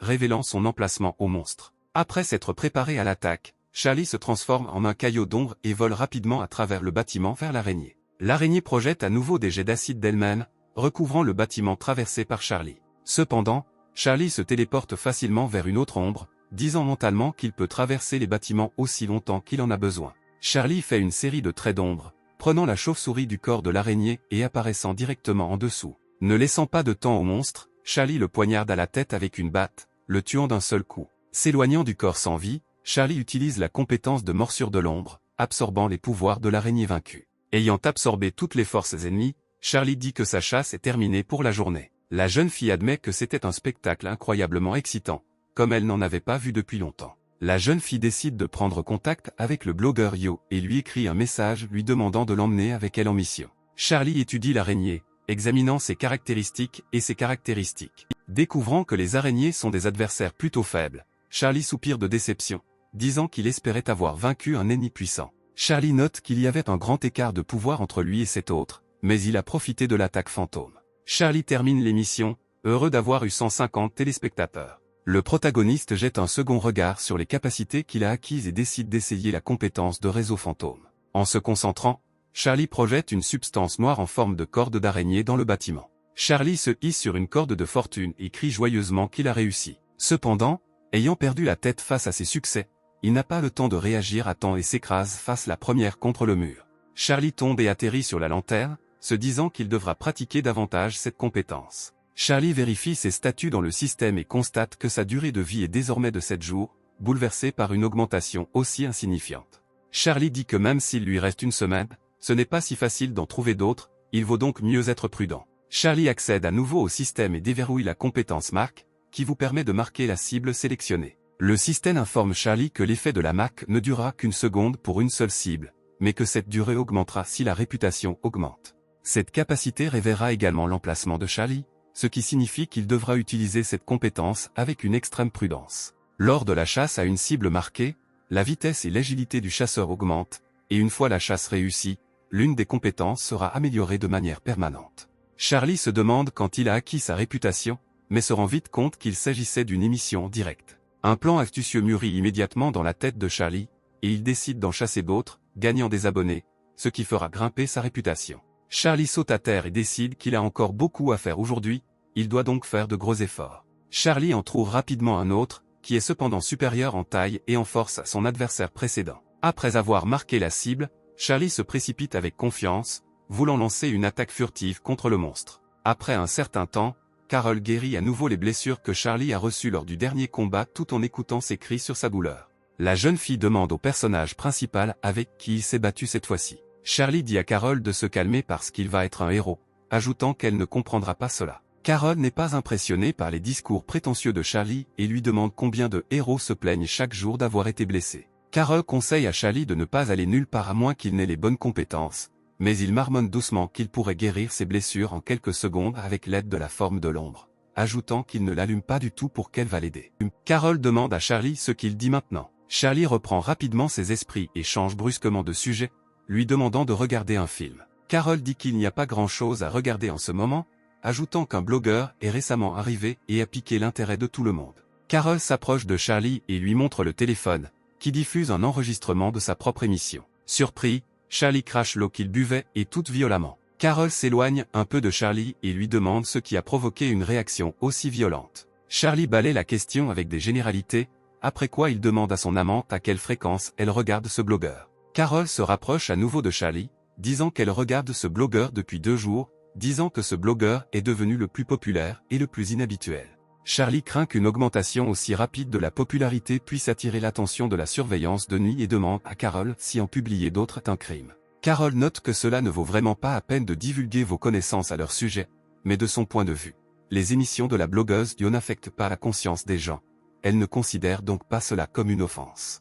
La jeune fille se rapproche encore plus de Charlie pour mieux lui montrer la vidéo, et dit qu'elle veut suivre l'exemple de cette blogueuse qui se bat si bien avec les autres. Elle fait également remarquer à Charlie qu'un des blogueurs a déjà fait une analyse de la vidéo de Yo. Charlie sourit et s'assoit tranquillement, admirant à quel point Carole est intéressée. Après avoir fini de regarder la vidéo, Carole demande à Charlie si elle aussi peut devenir si célèbre un jour. Charlie demande à Carole ce qu'elle va faire, lui demandant également si elle envisage de porter une robe en soie blanche et de danser dans la couche d'ombre. Carole est gênée et dit qu'elle envisageait de faire des vidéos sur les autres, ce à quoi Charlie fait remarquer que cela pourrait être trop informatif. Il dit également que si Carole sort dans une telle tenue, ses fans commenceront à la suivre et rien de bon n'en sortira. Le visage de Carole change et commence à soupçonner quelque chose, après quoi elle demande ce qu'il entend par ces mots. Soudain, elle arrive derrière Charlie et sort une arme à feu, la pointant vers le dos du protagoniste. Carole demande avec irritation à Charlie s'il a été blessé alors qu'il traquait également quelqu'un. Charlie lève rapidement les mains et admet haut et fort qu'il ne faisait que plaisanter. Carole lui demande comment elle sait qu'il ne ment pas, ce à quoi Charlie supplie Carole de le laisser partir, le traitant d'officier. Après le départ de Carole, Charlie décide de faire une pause et se laisse tomber sur le canapé, sortant son téléphone. Charlie vérifie ses messages personnels, dans lesquels il est bombardé d'hypothèses sceptiques selon lesquelles toutes ses vidéos sont fausses. Le personnage principal ne comprend pas cette attitude à son égard, se demandant pourquoi il est considéré comme un fraudeur. Il clique sur l'un des liens contenus dans les messages et accède à une vidéo dans laquelle un utilisateur nommé HurtDao dit qu'il va éliminer l'escroc. Le HurtlyTao décrit Charlie d'une manière moqueuse, disant que ce n'est pas réel. Comme première preuve, HurtlyGift cite le fait que plusieurs images de sa vidéo n'ont pas de transition fluide, ce qui indique un raccord au montage. Le blogueur prête également attention à l'arrière-plan, suggérant qu'il s'agit également d'un effet spécial superposé. Charlie dit que HurtDao était un blogueur culinaire ordinaire et ne comprend pas pourquoi il a soudainement décidé de le dénoncer. HurtDao dit qu'il est un membre indépendant de la garde de nuit, il peut donc facilement reconnaître un faux. Charlie ouvre les commentaires et remarque que certains téléspectateurs sont d'accord avec le Tao terrestre et dit qu'un jour, ces imbéciles connaîtront toute la vérité. Charlie décide de commencer à chasser d'autres extraterrestres, mais il doit avant tout donner une leçon au HurtlyTao. Le personnage principal utilise à nouveau la pupille de l'ombre et, avec une vigueur renouvelée, il saute dans la couche d'ombre. Cette fois, Charlie attache une mini-caméra à son épaule pour rendre la prise de vue plus naturelle. Charlie observe la ville, notant qu'aujourd'hui le nombre d'autres est bien inférieur, se rappelant que la couche d'ombre est réinitialisée de temps en temps. Après une longue recherche, Charlie repère enfin un autre 6e rang et décide qu'il est temps de commencer à chasser. Sortant une chauve-souris renforcée par des pouvoirs de l'ombre, il se dit qu'il est très intéressé par ce dont est capable un autre du 6e rang. Charlie court jusqu'au bord du bâtiment pour tomber comme une pierre directement sur quelqu'un d'autre, mais ne le trouve pas en contrebas. Frustré par cet état de fait, Charlie descend rapidement les escaliers. En descendant, il tombe finalement sur un autre, qui regarde également autour de lui à la recherche de victimes. En se concentrant, Charlie lance un sort de marquage sur son adversaire sans méfiance. Après avoir posé la marque, l'autre sent immédiatement la présence de Charlie et son rythme cardiaque s'accélère considérablement.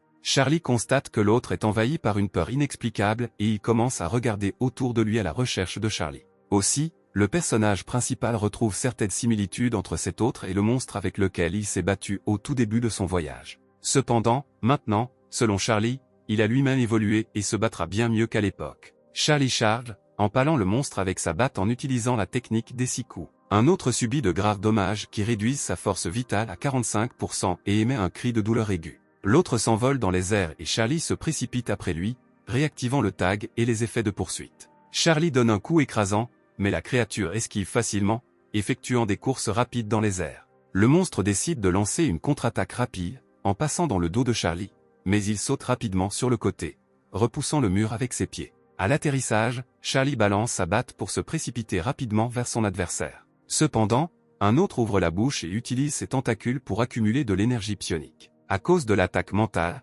Charlie perd l'initiative et commence à se sentir très étourdi. Sans attendre que Charlie reprenne ses esprits, le monstre attaque en utilisant ses pouvoirs, délivrant plusieurs coups psioniques sur son corps. Charlie se lève après avoir été frappé et remarque que sa formule sanguine a chuté de 34% en un seul coup. Le personnage principal décide de changer de stratégie, sinon les choses se termineront très mal pour lui. Le monstre continue d'attaquer Charlie avec ses lames, mais il esquive et plonge dans l'ombre. Après avoir acculé l'ombre, le monstre frappe plusieurs fois à proximité pour empêcher les manœuvres de Charlie. Cependant, Charlie disparaît soudainement et apparaît au sommet du monstre, se préparant à une série de coups puissants. Charlie passe à la vitesse supérieure, délivrant des dizaines de coups par seconde, continuant à se déplacer de manière insaisissable autour du monstre. En réponse à la faible tentative de fuite du monstre, Charlie lui donne un puissant coup de coude qui le projette au sol. Charlie court vers l'autre et se prépare à utiliser la décapitation pour achever le monstre une fois pour toutes. Cependant, soudain, le visage de l'autre se dissout partiellement et Charlie voit le même soldat nommé Linmo avec lequel il s'est battu contre son premier autre. Charlie s'arrête et ne comprend pas pourquoi Linmo est devenu comme ça et comment il s'est retrouvé ici. L'autre jette Charlie avec une explosion d'énergie sombre et échappe à l'emprise. Profitant de l'instant, le monstre se met immédiatement à s'enfuir, sans donner de réponse à Charlie. Charlie se lance à sa poursuite, demandant au monstre de s'arrêter, mais s'arrête quelques minutes plus tard, perdant complètement de vue le monstre. Le système indique à Charlie que la chasse a presque réussi, mais qu'au dernier moment tout ne s'est pas déroulé comme prévu. Elle ajoute qu'un échec continu réduira sa durée de vie et l'affaiblira. Le système dit à Charlie que si la chasse n'est pas sa vie, alors sa vie se transformera en une lente attente de la mort. Charlie frappe avec colère l'écran du système, qui ne cesse de répéter la même phrase encore et encore. Charlie réfléchit à ce que devient finalement un héros qui se sacrifie pour sauver les autres. Il se demande si lui aussi se transformera en monstre à sa mort. Cependant, réalisant qu'il n'y a pas de retour en arrière pour lui, Charlie décide de continuer la chasse. Charlie arrive dans le district numéro 1, qui est l'un des lieux de rassemblement. Le personnage principal utilise la pupille de l'ombre et crée un portail vers le toit du bâtiment pour mieux voir la situation. Charlie pense qu'il y en a beaucoup d'autres ici, mais, apparemment, il est peu probable qu'il quitte le bâtiment. Cependant, en se retournant, il remarque qu'il y en a un autre de grande taille sur le toit d'un immeuble voisin. Charlie remarque également que sa jambe est gravement endommagée, ce qui pourrait lui donner un grand avantage dans un combat contre cette créature. Charlie essaie de se faufiler derrière l'autre, en rampant prudemment hors de l'ombre, mais le monstre entend ses actions. Le monstre se retourne brusquement, mais Charlie parvient à retomber rapidement dans l'ombre. Charlie remarque les points rouges sur le corps du monstre, croyant que c'est pourquoi il est si sensible et décide de calmer sa cible. Charlie attend patiemment que le monstre baisse à nouveau sa garde et trouve enfin une fenêtre d'opportunité. Apparaissant au-dessus du monstre, il réactive la marque et se lance hardiment dans la bataille. Pendant ce temps, Carol se tient dans la cuisine de l'appartement de Charlie et, sans se retourner au bruit de la porte d'entrée qui se ferme, lui demande où il était. Elle se retourne et voit que l'oncle Lee et Lou sont arrivés à l'appartement, cette dernière remarquant qu'elle cuisine à nouveau pour Charlie, marmonnant petit à petit comment, apparemment, il élevait sa fille pour lui. Carol devient embarrassée et se détourne, disant à son père qu'il dit encore des bêtises. La jeune fille demande à ses oncles pourquoi ils sont rentrés si tôt, ce à quoi ils répondent qu'ils ont fini tôt au bureau, donc ils ont eu de la chance de se retrouver. Le père de Carol suggère qu'ils aillent tous au restaurant, mais Carol dit que ce n'est pas nécessaire puisqu'elle a presque fini de cuisiner. Oncle Lee s'assoit à table et dit qu'ils peuvent y aller un autre jour, après quoi il invite les autres à s'asseoir également à table. Lee demande où se trouve Charlie maintenant, ce à quoi Carol suppose qu'il est sorti se promener et qu'il reviendra bientôt. Oncle Lee est indigné que Charlie soit sorti pour s'amuser, laissant Carol seule, quand soudain la porte d'entrée s'ouvre à nouveau. Charlie entre dans l'appartement en disant qu'il a terriblement faim et se tourne vers Carol, disant que l'appartement sent délicieux à cause de sa cuisine. Charlie se retourne et dit qu'il est de bonne humeur aujourd'hui, alors il a acheté son bonbon préféré, ajoutant qu'il a vu combien de messages lui a envoyé et lui demande s'il lui manque. Carol et les oncles accueillent cette représentation par un silence significatif et des regards maladroits.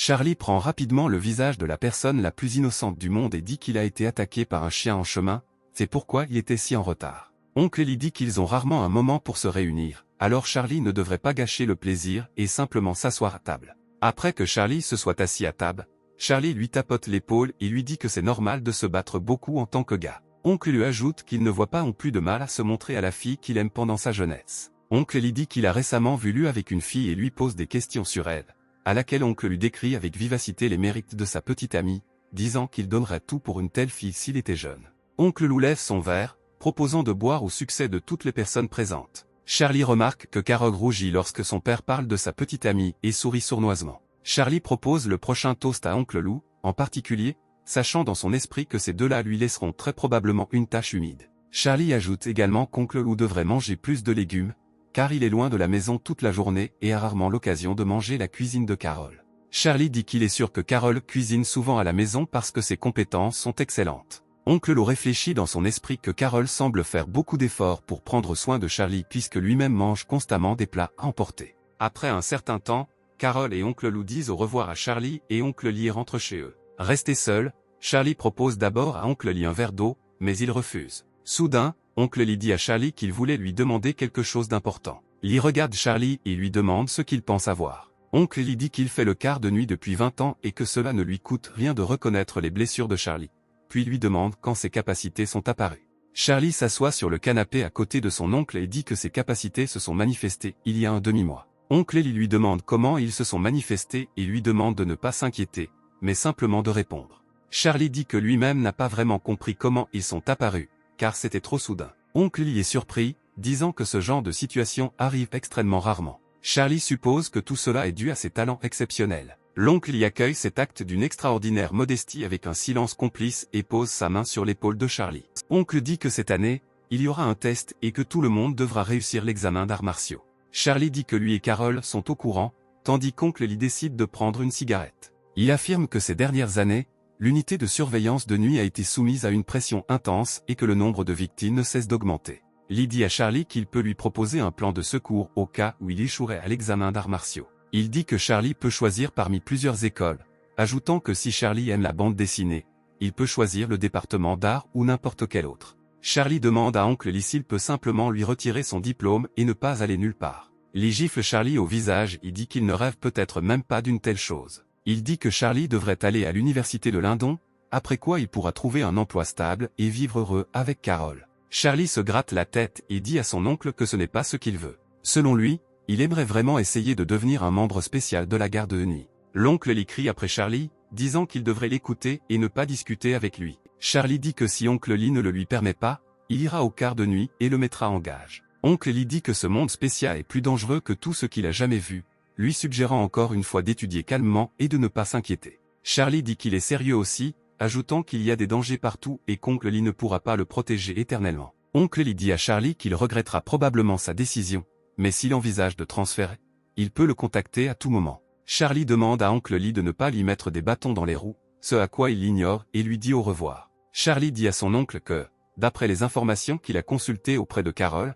avant de mourir, les personnes spéciales doivent utiliser tout leur pouvoir avant de mourir afin de ne pas se transformer en monstre. Charlie se demande s'il existe une possibilité qu'une personne devienne différente même si elle a épuisé ses pouvoirs, ce à quoi il reçoit une réponse affirmative. L'oncle Lee demande à Charlie pourquoi il demande, ce à quoi il répond que c'est par intérêt sportif. Lee dit que s'il choisit les arts martiaux, tôt ou tard, il y fera face de toute façon, alors il ferait mieux de faire une pause et d'arrêter de se battre. Il ajoute que le défi de cette année aura lieu avant la nouvelle année, donc s'il veut gagner, il devra se préparer. Oncle Lee part, laissant Charlie seul avec ses pensées. Charlie s'assoit sur le canapé et réfléchit aux raisons pour lesquelles l'un mot est devenu un autre. Il se souvient que la garde de nuit est censée éloigner tous les gens du champ de bataille, quelle que soit leur capacité. Charlie n'exclut pas la possibilité qu'il se soit trompé, et l'autre personne avec qui il s'est battu avait la capacité de provoquer des hallucinations. Le spectateur de Charlie se rend sur son blog et y voit une nouvelle vidéo, ce qui le rend très heureux. Passant aux commentaires, elle constate que le nombre de haineux et de sceptiques a considérablement augmenté. Elle s'assoit confortablement et commence à envoyer ses réponses de colère à tous ceux qui ne sont pas d'accord.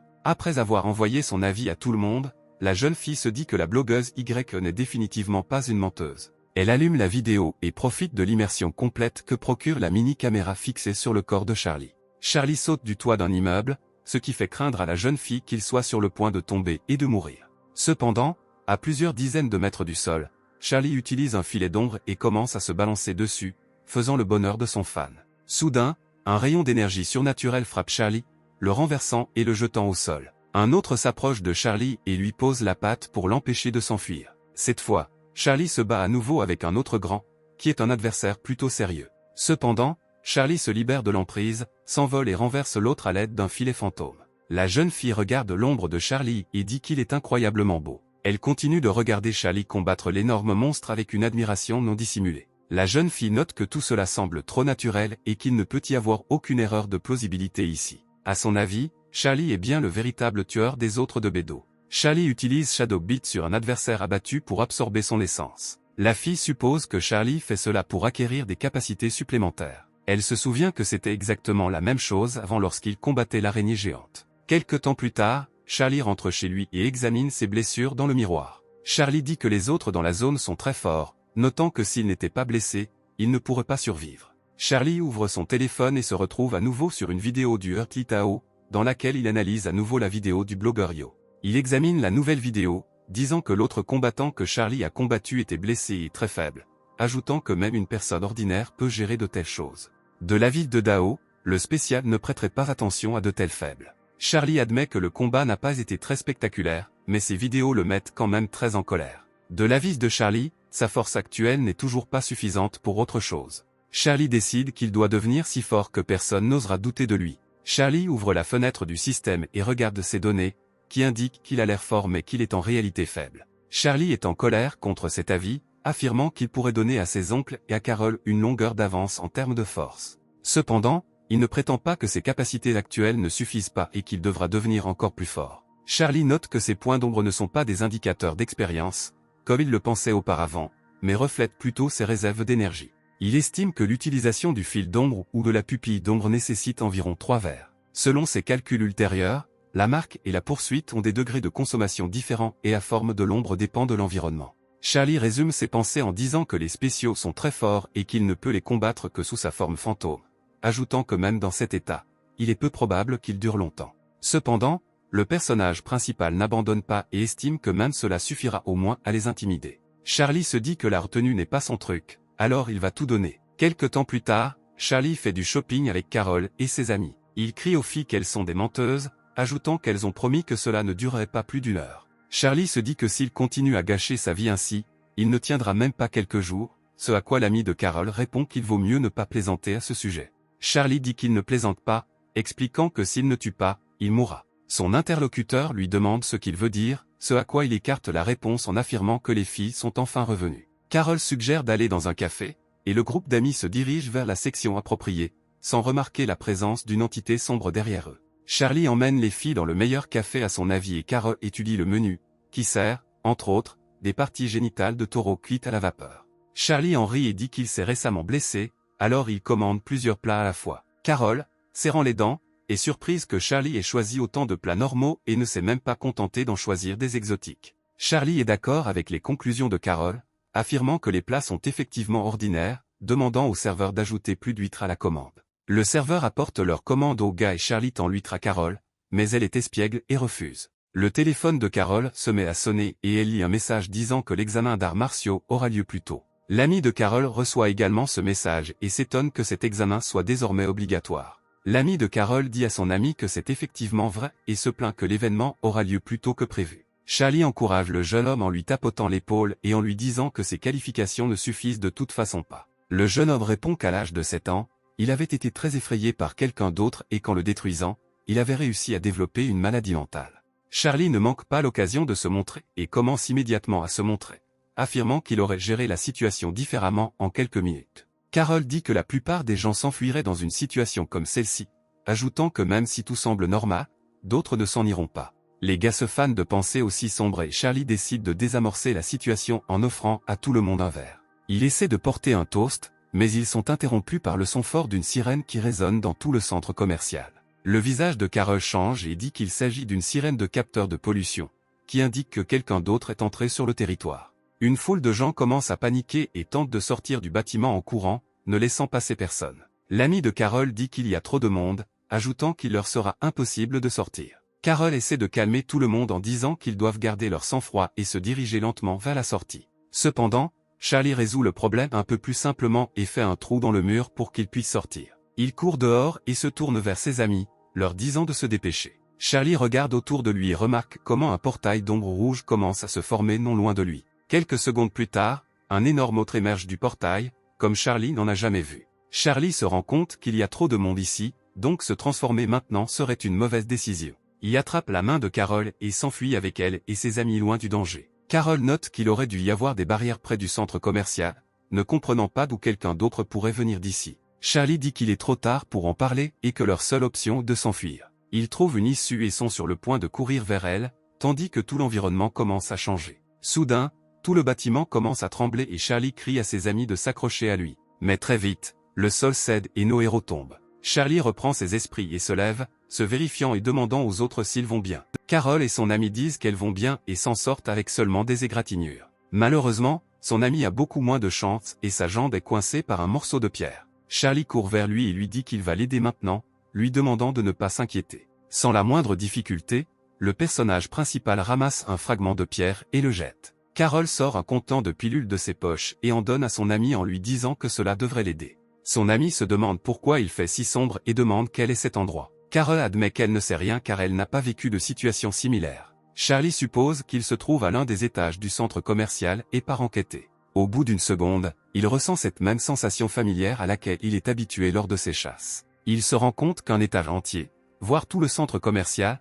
a été transféré sur la couche d'ombre. Charlie remarque qu'il y a trop de survivants qui ont besoin d'une aide immédiate. Il se souvient qu'il n'y a aucun moyen de transport dans la couche d'ombre, il faudra donc beaucoup de temps au quart de nuit pour arriver ici. Le risque le plus terrible du point de vue du personnage principal est que s'ils restent longtemps, ils tomberont sous une grande quantité de pollution, même sans tenir compte de la menace de rencontre avec d'autres. Charlie demande à Carol à quelle distance elle se trouve de la montre que son père lui a offerte. Carol se souvient de sa montre et dit qu'elle l'a juste là. Elle active la montre et dit qu'elle a maintenant transmis un signal d'aide, grâce auquel les personnes de la garde n'y arriveront plus rapidement. Charlie note que, entre autres, cette montre peut résister à la pollution. Charlie décide de ne pas baisser sa garde, car quelqu'un d'autre pourrait les attaquer à tout moment. Des groupes d'ombres apparaissent sur le sol et les gens commencent à crier qu'un monstre est venu ici. Cependant, au lieu de cela, Charlie se rend compte que le bâtiment a recommencé à trembler et qu'il tombe à nouveau d'un étage. Carol reprend ses esprits et appelle bruyamment ses amis par leur nom, en espérant qu'ils répondront. La première à répondre est son amie nommée Martha, qui dit qu'elle va bien, après quoi un ami nommé Fred répond à son appel. Il y a une énorme fissure non loin d'eux, et Martha est horrifiée à l'idée que Charlie aurait pu tomber là. Dans le même bâtiment, la spectatrice de Charlie s'est retrouvée à reprendre ses esprits et à essayer de comprendre ce qui s'était passé. Elle se souvient qu'elle sortait en courant du centre commercial avec son amie Gerda, mais après l'alarme, tout le monde a couru et c'est là que s'arrêtent ses souvenirs. La jeune fille se retourne et découvre le corps de son ami écrasé par les décombres. Un énorme autre apparaît devant la jeune fille et balance sa lame pour la tuer. La jeune fille se dit qu'elle n'aurait jamais pensé qu'elle se retrouverait dans un film d'horreur, en espérant qu'un héros la sauverait. Cependant, au dernier moment, l'attaque du monstre est interceptée par Charlie, qui parvient à revêtir sa forme d'ombre. Charlie active une nouvelle capacité Shadow Claw, qui augmente la létalité de ses frappes. Il se précipite au combat, se téléportant au-dessus d'un autre, se préparant à le frapper avec ses griffes. Cependant, l'esprit de l'ombre parvient à s'éloigner rapidement de la série de coups de Charlie.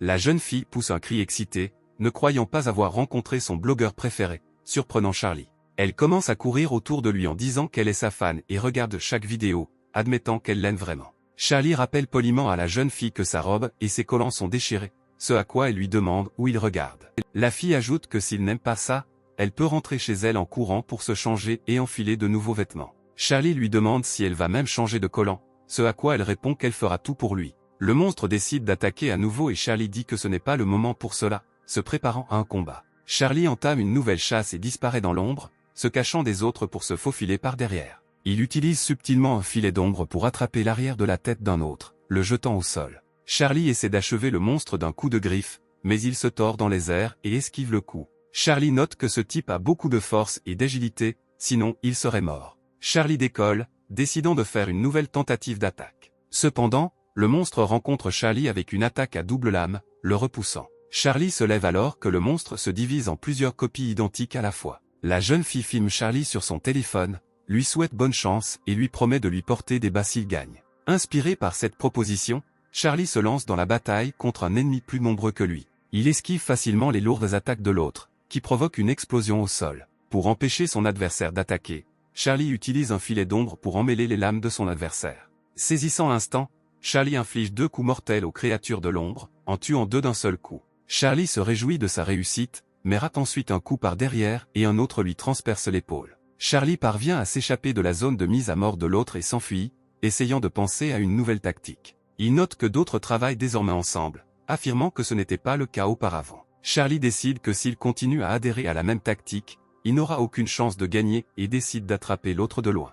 Cependant, le monstre, comme s'il s'attendait à une telle décision, esquive facilement le tir de matière fantôme. Charlie est surpris que le monstre ait pu réagir cette fois, alors qu'il avait toujours réussi cette technique auparavant. Le monstre se copie à nouveau et attaque Charlie en même temps pour ne lui laisser aucune chance d'esquiver. Charlie se rend compte qu'il n'a pas le droit d'entrer dans l'ombre et essaie de bloquer les coups des autres. Charlie perd rapidement sa santé, la perdant à 45% et se rendant compte qu'il est impossible de continuer dans le même esprit. Charlie attire les autres vers un endroit pratique et utilise ses compétences de marquage, leur faisant perdre leur capacité à penser clairement à cause de la peur. Profitant du retard des adversaires, Charlie commence à les détruire un à un. Ayant atteint le monstre marqué, Charlie utilise la décapitation et achève le monstre. Le monstre meurt et Charlie décide de souffler un peu tout en recevant un nouveau message système. Le système rapporte que la chasse s'est terminée avec succès et que sa forme d'ombre est devenue plus puissante, ajoutant que ses capacités consomment désormais moins de points d'ombre. Charlie récupère ses points de sang et regarde les autres restants, leur demandant pourquoi ils se sont arrêtés. Le personnage principal décide que s'il n'attaque pas, il frappera en premier et se lancera à nouveau dans la bataille. Cependant, dès que Charlie s'éloigne de ses adversaires, un éclair de lumière explose près d'eux. Charlie est surpris que l'éclair de lumière se trouve dans la couche d'ombre et cherche sa source avec ses yeux. Charlie remarque une lumière vers laquelle les autres se rassemblent et ressent un étrange désir de les rejoindre. La source de la flamme s'est avérée être l'un des commandants de garde de nuit nommé Murphy, qui possède la compétence d'une torche toujours allumée. Utilisant sa force, il s'occupe de plusieurs autres et concentre son regard sur Charlie, qui dit qu'il peut tout gérer lui-même. Un autre apparaît derrière le commandant Murphy, mais il le détruit avec son pouvoir. Charlie admire la force du commandant, pensant mentalement que s'il le frappait, il disparaîtrait à la seconde même. Charlie s'approche du quart de nuit en disant qu'ils étaient un peu en retard et qu'ils l'ont presque laissé perdre. Lorsqu'on lui demande s'il va bien, Charlie répond qu'il ira bien, lui demandant de prendre soin de la fille qu'il a trouvée. Après avoir pris congé, Charlie dit qu'il leur laissera la fille et disparaît dans l'ombre, se dirigeant vers ses amis. Murphy demande à son allié s'ils ont une telle personne, ce à quoi il répond qu'il s'agit d'un célèbre streamer, qui n'est cependant pas particulièrement fort. Murphy dit qu'il avait une torche à la main et que sa forme d'ombre était indemne. Murphy décide qu'il doit d'abord ramener cette fille à la maison, puis vérifier ce blogueur. Carol part à la recherche de Charlie, errant parmi les montagnes de cadavres et l'appelant bruyamment par son nom. Elle allume la lampe de poche sur sa montre et se murmure que Charlie n'aurait pas pu mourir. Charlie, écrasé par les pierres, répond à son amante et lève la main pour qu'elle le remarque. Charlie dit qu'il est sur le point d'être écrasé et Carol, paniquée, commence à jeter les pierres qui reposent sur lui. Après avoir retiré quelques pierres, Carol retire facilement Charlie d'une main. Elle dit à Charlie que ces pierres ne lui ont exercé aucune pression, ce dont il s'est contenté d'en rire. Carol remarque une blessure dans le dos de Charlie et lui demande où il l'a eu, mais il dit qu'il n'a aucune idée de quand il l'a eu. Pour changer de sujet, Charlie demande à Carol où se trouvent Martha et Fred maintenant. Carol répond que le veilleur de nuit leur est venu en aide et que tout le monde a été évacué vers un endroit sûr. Charlie demande à Carol si elle est restée pour le retrouver, ce à quoi elle répond que si quelque chose lui arrivait, elle ne pourrait pas regarder Oncle Lee dans les yeux. Charlie s'approche de Carol et la serre fort dans ses bras, heureux qu'elle soit restée pour lui. Carol est timide et demande à Charlie de le laisser partir, ce à quoi il continue de s'accrocher à elle, disant qu'il a vu d'autres effrayants avec des lames. Charlie dit qu'il a très peur et demande à Carol de rester avec lui un peu plus longtemps, ce à quoi elle menace de le battre. Le flirt des deux héros est interrompu par une lumière vive et chaude et un appel féminin calme. Une employée de surveillance de nuit s'approche d'eux et leur dit qu'elle a entendu des cris et leur demande si tout va bien. Carol repousse brusquement Charlie et dit que tout va bien, ce à quoi l'employée dit qu'elle va maintenant les emmener vers la sortie. Charlie part et se souvient qu'il a oublié d'absorber l'essence des monstres vaincus, déplorant les lunettes d'ombre perdues. Après un certain temps, Charlie et tous les autres survivants arrivent à la tour de guet de nuit. L'intervieweur demande à Charlie son nom et son âge et s'il s'inscrit cette année. Une intervieweuse nommée Stella affirme que le dernier incident a des conséquences sous la forme du besoin d'une aide psychologique pour certaines victimes. Stella déclare que si l'examen est passé pendant la période de conseil psychologique, la note sera réduite. Charlie dit qu'il sent que tout va bien pour lui, assurant qu'il n'y a pas besoin de thérapie. Stella dit que le processus de pollution peut se produire de manière cachée et que parfois, lorsqu'il est détecté, il est déjà trop tard. Elle ajoute que le traitement doit être terminé sans faute, après quoi Charlie lui précise qu'après le traitement, il ne lui restera que 10 jours avant l'examen. Stella dit que de nombreuses situations similaires se sont produites au cours des dernières années, c'est pourquoi Nightwatch a développé une politique spéciale à ce sujet.